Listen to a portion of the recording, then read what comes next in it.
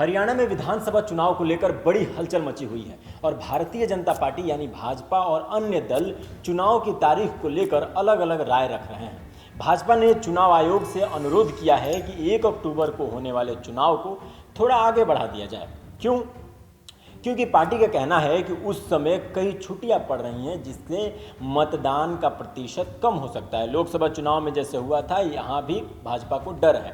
तो भाजपा की राज्य चुनाव प्रबंधन समिति के एक सदस्य हैं हरिंदर गर्ग, वो कहते हैं कि 28 सितंबर को शनिवार है, फिर रविवार की छुट्टी है और 1 अक्टूबर के बाद भी कई छुट्टियां हैं जैसे गांधी जयंती और महाराजा अग्रसेन जयंती।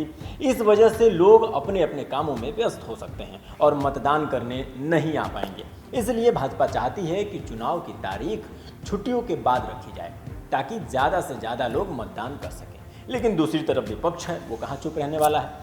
विपक्ष ने इस प्रस्ताव का कड़ा विरोध किया है। कांग्रेस और आम आदमी पार्टी ने भाजपा पर आरोप लगाया है कि वह चुनाव से डर रही है। कांग्रेस ने कहा है कि हरियाणा के मतदाता बहुत जागरूक हैं और वे भाजपा की छुट्टी करने के लिए घर में नहीं बैठेंगे बल्कि मतदान केंद्रों पर जाकर वोट डालेंगे।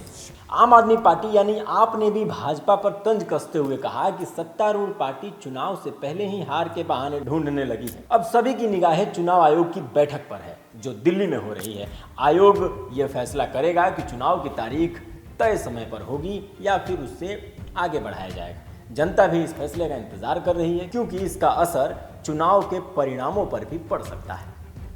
हरियाणा में 3 अक्टूबर से नवरात्रि शुरू हो रहे हैं, इसीलिए कयास लगाया जा रहा है कि शायद चुनाव 1 अक्टूबर से पहले करवा लिए जाए। अब देखना यह होगा कि चुनाव आयोग क्या फैसला करता है और क्या चुनाव की तारीख बदलती है या नहीं। इस पूरी खबर पर हमारी नज़र बनी हुई है। ऐसी ही वीडियो को देखने के लिए